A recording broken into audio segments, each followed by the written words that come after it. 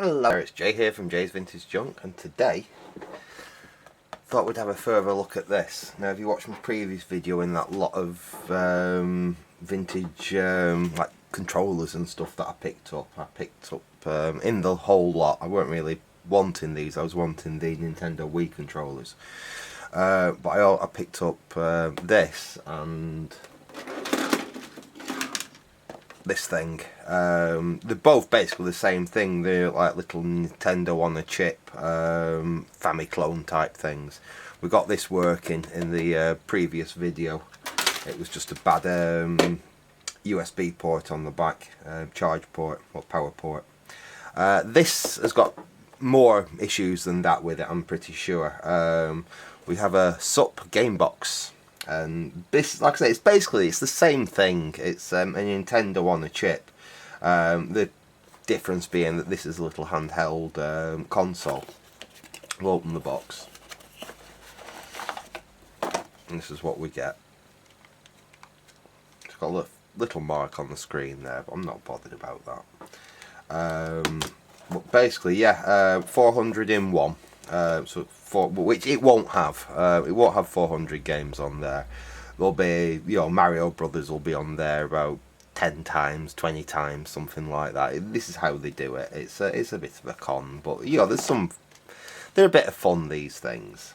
I'm thinking I might be able to use the parts of it for something else, but we'll see if we can get it working anyway. I very much doubt we'll actually get this up and running, to be honest, with the fault that it's got. I'll show you anyway. Basically, I've had this charging, stuck on a charger since last time I did the last video, which was yesterday evening. So it has got a full charge in the battery, but it basically does exactly the same thing. You switch it on, it comes on. It doesn't matter if you select Chinese or English. If you select anything, you get a blank screen. Switch off. Switch back on, blank screen. If you take the battery out,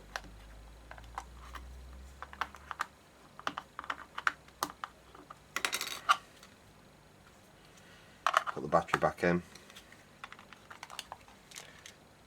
switch on, blank screen. If you leave it for a couple of hours, it doesn't matter if the battery's in or out, and try it again, it'll come back on again to the same point where you'll see that first menu. It doesn't matter if you select Chinese or English text. As soon as you hit start or any other button, it locks up and you get this black screen.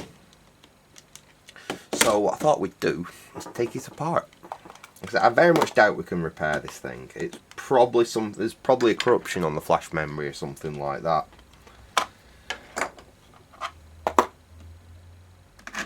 But I want to see what's in here, and I want to see what's salvageable out of it, really. I'm sure there's going to be some useful bits in this. I've kind of got an idea for a project. I don't know whether I'm going to do it or not yet, but if I did, this might be a handy housing for it, shall we say, and it'll have the screen that I need and the buttons that I need and everything.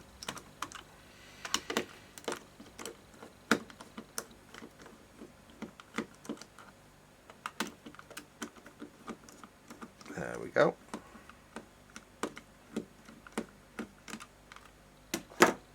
Let's have a look inside it. Oh, that's nice. The back all comes off, and right, there's very, very little in here, as we can see. We've got one screw there.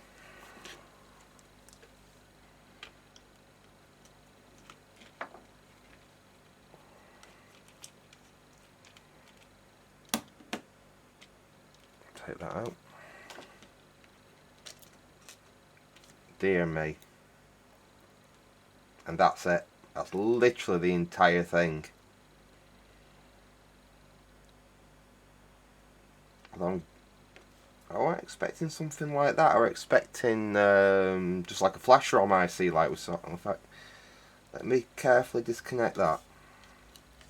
I don't want to damage that screen. That screen might be the one thing that might be quite handy on this. So let's just pop that up. Does it pop out on this one?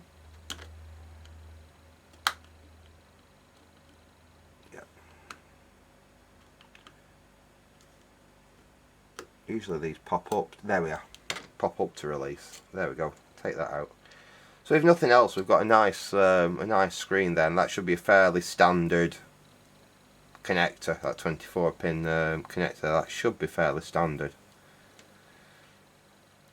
Because these screens won't just be used in this. This will be a fairly generic screen. And we do have a part number on there. 24th of the 12th, 2020. We've got a date, and we've got the part number there. Like I say, there's a good chance I can get a pin out for that. Apart from that, it's literally like the other device that we looked at. The only difference is we've got that's probably a little probably a little power amplifier there for the speaker. The flash is a bit different. Instead of being one flash chip, we seem to have something mounted on a little sub board there, which is then mounted down to the main PCB. That there again is like literally the Nintendo on a chip. That's most likely working. I think the fault's probably on that. Can't see as though we could run a soldering iron down there actually, and reflow just down either side just to see. That is literally the only thing we could really do with this. I mean, that's under a glob of plastic. We can't do anything with that. We can check some of these resistors, but I very much doubt it's going to be that. The only thing that it could possibly be is we've got a bad, you know, the board's flexed or something and it's broken one of the solder tracers between that and the board underneath. Let's take that off and have a look. It's worth trying. I'll get the irons warmed up and we'll just have a go at reflowing that quickly and see if that makes any difference. So back in a sec. Right, okay, well I've got the iron warmed up. I've changed the tip to the finest one I've got for that iron because the one I used to repair the other Nintendo was a little on the large side. It did the job, but like I said, it was a little on the large side. I'm going to just add some fresh flux like that and do it down the other side as well. I'm not expecting this to work, but it's worth a try. So really, apart from perhaps, you know, getting the heat gun out and, well, the hot air station and reworking that IC there, I can't really see anything else we could possibly do with this. Everything else is under that blob of plastic there, so there's literally nothing we can do with that. Right. Hopefully the iron should be nice and warm now. Yeah, that should be okay. Give it a quick clean off. And we'll tin it up. There we go. And we'll just try reflowing these.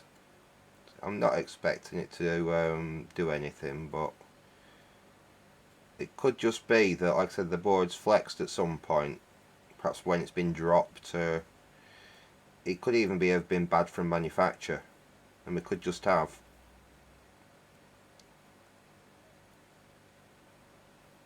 a bad connection on one of these.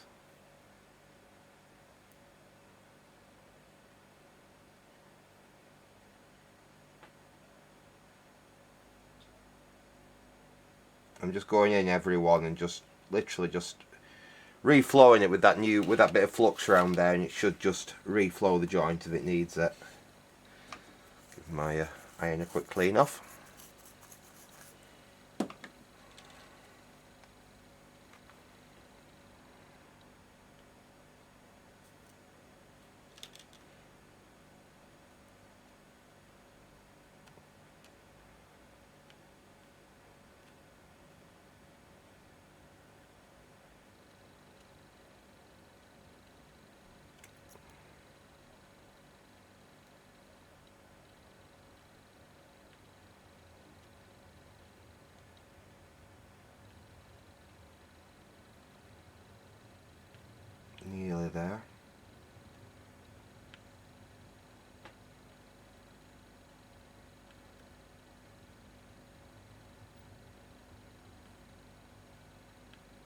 Okay, there we go. There's really not much more I can do with this than that, unfortunately. Well, they all look pretty good now. I'll have to reconnect it. Oh, unfortunately, I'll have to put it all back in the case to be able to test it, really, because... Well, actually, no, I don't. No, I don't. I just need to reconnect the screen, and I can just plug... I don't need the battery in it, do I? I can just plug it into the USB. And I should be able to power it that way. Let's just get this screen reconnected.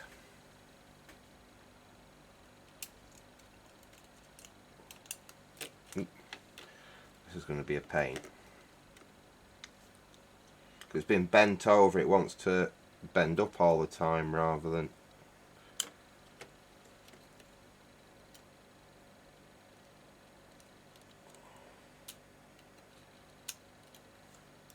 Tell you what, folks, just bear with me a second and I'll come back as soon as I've got that connector back in there. Well, that was a right pain to reconnect, but I managed it eventually. That is in there now. So let's get the... Where's that power connector gone? Got some USB there. I just need that little adapter connector. We're just done with it.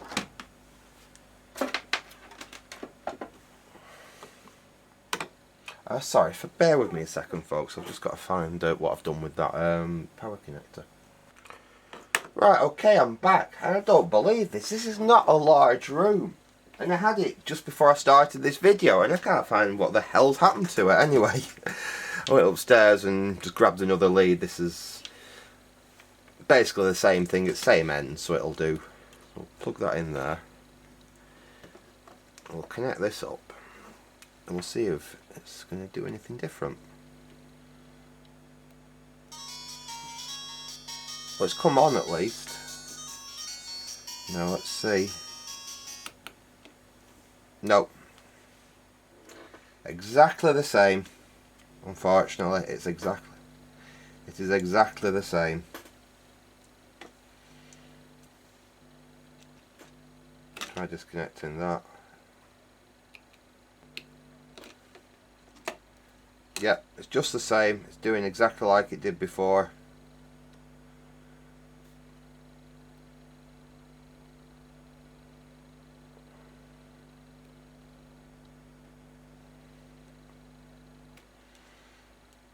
So I'm pretty sure the fault must be that it'll be a flash RAM, won't it? So obviously this board was designed for one style of flash RAM, and they didn't have any, so they've used this adapter board to fit that style there. But well, actually, I'll tell you what.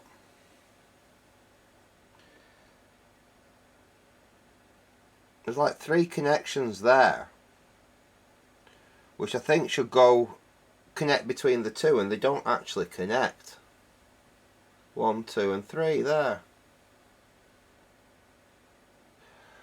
I wonder if I just what I'm pointing to is here. We've got 3 little pads on the board, 1, 2 and 3 there, and then on the actual underboard there's 1, 2 and 3 there, and they all line up pretty perfectly, but there's no connection. All these are like through hole plated, so when you solder them there's actually a direct connection between all the pads, between the top piece there and the bottom pad. There isn't here, so should those be connected and they're not? I don't know. It's just the way that they line up. It looks very much like that should be connected to there, that should be connected to there, and that should be connected to there. Is it going to come back on again?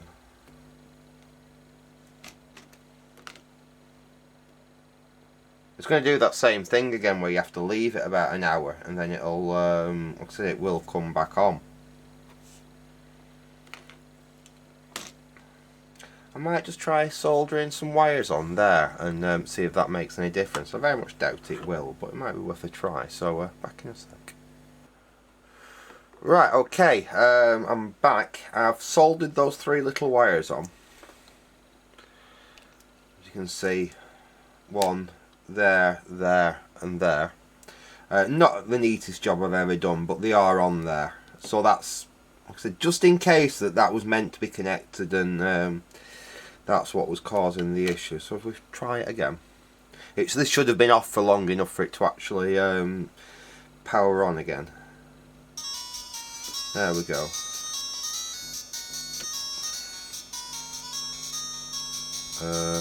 Let's try.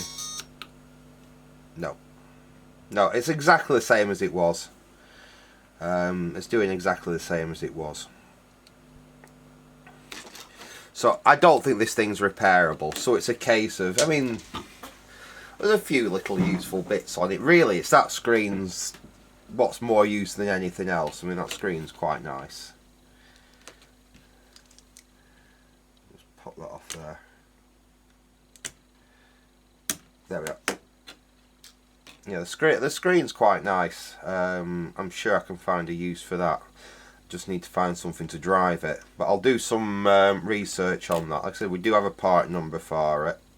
It is, well, if it was made in 2020, it's fairly modern. We should be able to find some kind of driver board for it. It'd be nice if we could get it to just input to a composite signal or something like that. That'd be quite, possibly quite useful then. The rest of this, unfortunately, though, it's, yeah, there's a speaker there we might be able to use, and a control there we might be able to use, and I'll keep it for the bits like that, actually, like the mini USB there, the micro USB, they're handy. Even the crystal switch, possibly even that'll be a little class D amplifier chip down there. That jack socket there, even that slide switch, even as daft as like the 0 ohm resistors, sometimes if you need one, I can pull one off this if I need one. That'll just go into my scrap electronics box, and like I say, I can just pinch whatever bits I want off that. I was hoping there might be a little bit more room in here. I don't know, I might still be able to do. I'm not going to just throw it in for now. I will put it back together for the moment. Yeah, that's back in there. I will put it back together for the moment because I don't want to lose. Oh, he says that, it'd help if I put the bloody screen back in, wouldn't it? But yeah, let's reassemble it, even though this thing's not going to work, just so we don't lose anything. Because there are some, like I said, I would kind of like to see if I could perhaps do something with that that screen. That screen's quite nice. I mean, there's much more higher resolution screens, but it's still quite nice. Let's put that in there. See, one of the big problems is you've not got a lot of room in here. In fact, there's very, very, very little room indeed. Where's that screw? There it is. Which does sort of limit what you can do. What I was actually initially thinking with this was something like